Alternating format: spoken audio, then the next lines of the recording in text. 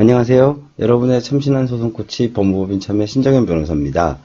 오늘은 고소장 쓰는 사례를 한번 보여드릴 텐데요. 지금부터 제가 쓸 고소장에 대해서 좀 설명을 드릴 예정이에요. 먼저 사건의 개요를 좀 설명을 드리고, 증거를 좀 설명드리고, 나중에 쓴 고소장의 견본을 제가 여러분들께 한번 공개를 해드려 보겠습니다. 먼저 이 사건은 전형적인 실버 사기예요. 주거가 일정치 않으신 할머니 분이 계신데, 그분을 속여서 이제 돈을 많지는 않지만 뭐 좀 편취해간 사건이죠.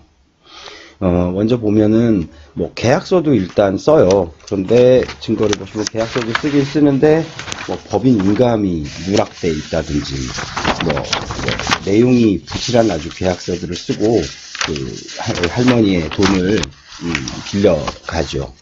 그 다음에 이제 뭐 카톡도 보내요.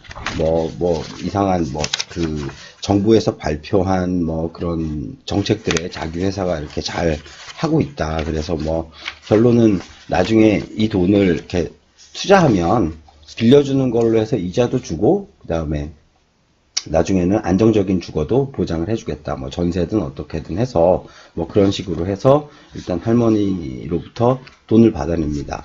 그 다음에 이제 원래 매달 준다던 이자도 안 주고, 그러니까 사실 생각을 해보면 매달 이자도 주고 투자도 되는 그런 계약이 어디 있겠습니까? 근데 이제 할머니가 그런 걸 알겠습니까? 그래서 이 할머니는 한 30% 정도의 사채를 빌려서 이 사기꾼에게 전달을 하게 돼요. 그래서 이제 그때부터 이 아들이 그 사람과 통화를 하면서 한 녹취록이 이렇게 두꺼워요. 그러면 이 녹취록의 길이만 한 150페이지 정도에 달하는데, 그러니까 지금 제가 가지고 있는 증거는 돈을 가져간 사람이 써준 확인서, 그 다음에 카톡에서 자기가 막 잘 됐다는 내용들, 그 다음에 자기가 사장이라고 했는데 그 회사 등기부 등본을 띄워보니까 전혀 그런 사람이 존재하지도 않고, 그 회사가 있다고 한 사무실 위치에 존재하지도 않아요. 원래 회사는 서울에 을지로에 있다고 속였는데, 이 회사는 현재 수원에 있는 회사네요. 근데, 이 회사 이름으로 입금이 되었는데, 그 돈이 어떻게 해서 이 사기 친 사람한테 가게 되었는지는 저도 아직 알 수가 없죠. 그런 건 이제 수사 의뢰를 통해서, 해야 되겠죠. 그리고 이제 돈을 이체한 예금 거래 내역서가 이렇게 있습니다. 그러면 증거는 현재 우리가 확보한 거는 총 4가지인데, 이걸 가지고 고소장을 만들어야 되고요. 그 다음에 중요한 거는 지금 우리가 고소할 사람의 주소나 아무것도 알지 못해요. 아는 거는 전화번호밖에 없죠. 그래서 거기에 대해서 제가 고소장을 나중에 한번 써서 여러분들이 직접 혼자 하실 때에도 할 수 있을 정도로 어떻게 하면 되는지에 대해서 설명을 좀 드리고자 합니다.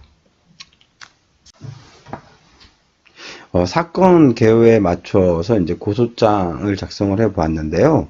먼저 이제 고소인의 인적사항과 피고소인의 인적사항을 써야 되는데, 피고소인의 주소나 주민등록번호를 모를 때에는 일단 알고 있는 휴대폰 번호만 가지고도 고소는 가능합니다. 그 다음에 고소장의 양식은 굉장히 다양합니다. 가장 기본적으로는 경찰청 사이트에 있는 양식을 다운받아서 쓰시는 것도 괜찮은데요. 고소장은 특별한 양식을 원래 요구하는 것은 아니어서 정확히 고소인과 피고소인의 인적사항, 그 다음에 범죄 사실, 그 다음에 적용 법조만 적으면 성립이 되게 되어 있기 때문에 너무 고소장은 어떤 양식으로 쓸까를 고민할 필요는 없습니다. 통상은 이제 고소인과 피고소인의 관계, 왜냐하면 이게 재산범죄일 경우에는 친인척 관계에 있거나 하면 그 죄가 성립이 안 되는 경우도 있습니다.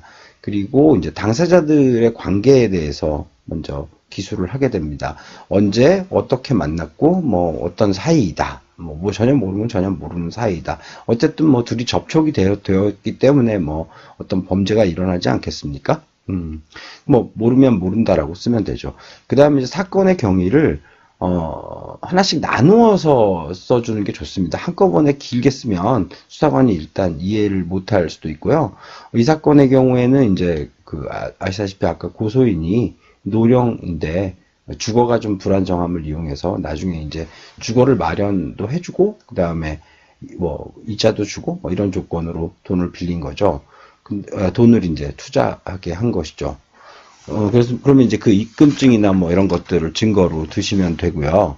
근데 뭐 이제 뭐 이자를 줬다든지 안 줬다든지 그 다음에 뭐 언제부터 이자를 안 준다든지 이런 것들은 뭐 문자 메시지라든지 뭐 아까 말씀드렸던 SNS 메시지를 여기에 이제 증거로 써주면 되는 거고요. 그 다음에는 이제 뭐 또 뭐 이 사람이 거짓말을 한 내용, 그러니까 뭐 예를 들면 뭐 회사도 뭐 어디에 있다든지 뭐 회사가 진짜로 있었다든지 없었다든지 그 다음에 뭐 자기가 뭐 어떤 정도의 재산이 있다든지 없다든지 뭐 이런 것들을 어떤 것들로 나를 뭐 속였는지 이런 내용들을 쓰고 그 다음에 여기에 대한 그 어떤 의견 같은 것들을 왜 내가 속을 수밖에 없었는지에 대해서 서술을 해주면 되는 것입니다. 그리고 이제 중요한 것은 이런 범죄 행위에 대해서 설명을 할 때 내가 어떤 증거들을 제출을 할 것인지에 대해서 거기다가 증제 1호증, 증제 2호증 이런 식으로 아니면 뭐 증거제 1호증, 증거제 2호증 상관은 없습니다. 수사관이 이 고소장을 읽으면서 어떤 내용으로 내가 수사를 진행해야 되겠구나라는 것을 이제 감을 잡을 수 있게 해주는 자료라고 보면 되고 이제 수사관이 고소인 조사를 할 때 불러서 이제 고소인을 불러서 물어보면서 이제 사건의 내용은 잡히게 되어 있습니다.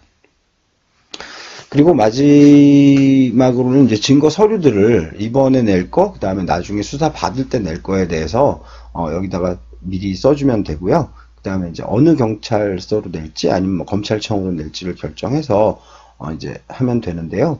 이 경우에는 이제 고소인 중에 하나의 주거가 일정치 않고 다른 고소인은 이제 법인 등기부등본을 통해서 주소가 서초구인 것으로 나타나서 일단은 서울중앙지방검찰청으로 해서 접수를 하는 것이 좋습니다. 많이들 물어보시는데요. 경찰로 하는 게 좋으냐, 검찰로 하는 게 좋으냐를 물어보시는데 사안에 따라서 조금 다릅니다.